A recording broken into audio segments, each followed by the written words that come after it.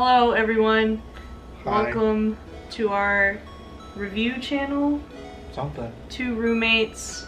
We're gonna Possibly a third. We're gonna be reviewing things that we like, things that we hate. You know, just a whole spiel of stuff. Because we late. It is September and we talking about a game that came out in July. Speaking of a game that came out in July, Shining Resonance is terrible. that's the topic of conversation today. So, I went out on release date and picked up this game and took it home, played like 5 hours of it, and literally took it out of the system and chucked it across the room and then returned it to GameStop. I only wish I only played 5 hours of it. I put a whole 34 hours into this game. Just 34, 6 of which were devoted strictly to level grinding. In a game that wants you to believe that it is a visual novel before it is an RPG. This is going to be a long day. So, since I didn't really play the game, I guess you'll be talking mostly about your experiences with it. It's awful. It's just, I can't say that it's the worst game I've ever played, but it is definitely up there. Shining Resonance wants to tell a probably deep story about a boy who's trying to control an inner power within him and his journey to learning how to do that. But quite frankly, I was bored from the first minutes of the game and had absolutely no investment in the story whatsoever. It's a slow, very repetitive game with like 4 types of enemies that end up all being palette swaps of each other, which is nothing new, but it really shows when you walk into one area and you're fighting the same enemies that you were fighting in the last area, just a different color. Just recycled. And speaking of areas, there really aren't that many of them. There's like the overworld is really tiny, and you end up passing through like the same set of caves like 60 times because you have to go forward and then you have to go back, and there's no fast travel, so you just walk endlessly forever. The game tries to pretend that it's a Tales of game. It wants to be that kind of action RPG where you walk into an enemy and you're in a battle all of a sudden, and then you fight things in real time, but it's so slow that you really don't get the same feeling that you do from your average Tales of game. Yeah, that's one of the main reasons why I really hated the game. It's slow to start and the combat is just slow. Like the whole entire game is slow. There's 8 chapters in total, and the very last chapter may as well not have existed because it consisted solely of 3 boss fights. There was also the fact that chapters 4 and 6 went on for far too long. But then the final chapter lasted like 5 minutes. Yeah, it really wasn't the climactic ending that maybe it should have been. But I mean, that's kind of the nature of the story as a whole. The entire game is just so anticlimactic, and it's not helped by the fact that it's told in like cutscene format, but like visual novel style, where there's basically character stills and they don't really emote at all. It's just one face. And like 3 or 4 cycled poses. Let's talk about the menu. The menu is pretty straightforward. There's a lot of options to it, and unfortunately, the game doesn't do a good job of explaining what all of these options are.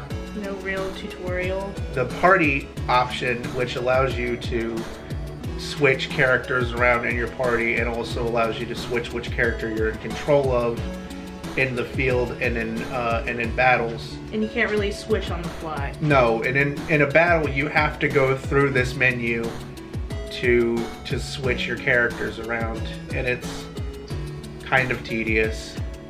There's the force menu, which is your skills in the game, and each character can use up to 4 at once. Unfortunately, unlike a Tales of game, you don't get the option of having the AI using multiple skills that aren't in their 4-skill tree. Right.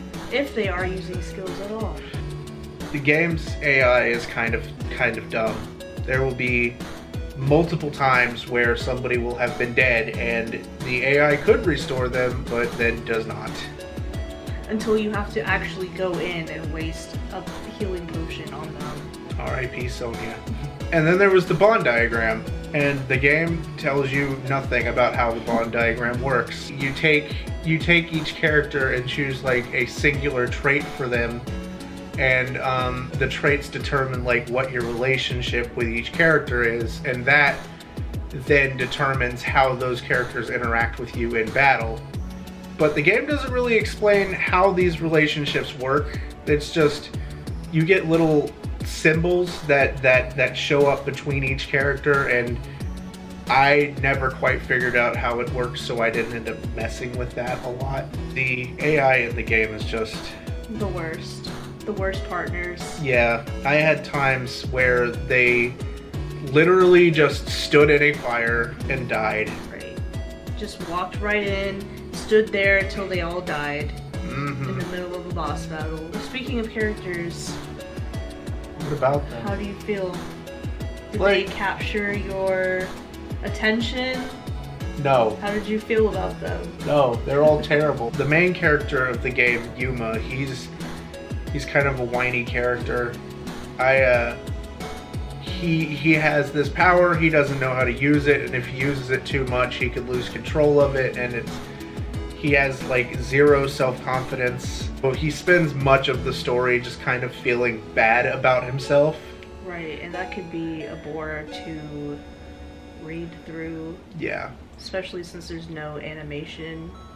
But because he's such a main focus, you don't really see the personalities of other characters very much. Right. Those things are kind of explored during those like side scenes, which activate completely at random. I truly wasn't invested enough to do all of that side stuff to learn about the characters. Right. There's a system in which you can go out on a date with a character, but I don't have the first clue what activates when you can do that, because the first one happened completely at random for me and I didn't even want it to. Right, I remember you getting that trophy and you were just like, great, I guess I'm going on a date now. There's the fact that not only are the side contents completely random, but side quests are also completely random. I spent a good half an hour trying to trigger a specific side quest, just going to the main town and resting in the inn to try and get this quest to pop up, and it just happened completely at random. I don't know if it was affected to the game's weather system, right, which also happens completely at random. Like, yeah. Sometimes you'll sleep and you'll wake up and then it'll be raining. Or it'll be foggy for a whole chapter and yeah. then you'll sleep and then the fog will be gone. Like, it's not for story purposes. No, there's no reason that the fog is there, and in fact the fog makes it really hard to see, which some would probably argue is, I mean, good fog, but also why would you make a game where you can't see? Right, and there's no fast travel, so you literally have to walk through it.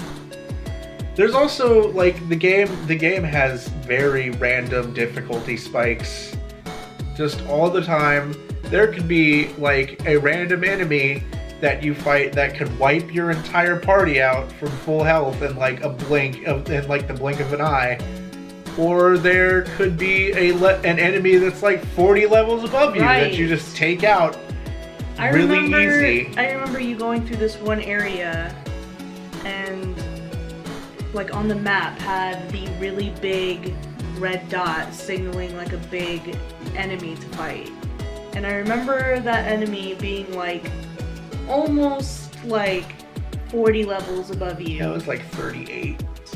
Also, the game likes to pile boss fights on like one after another. So you'll get finished with one boss fight, get some story bits, and then be shoveled into another boss fight.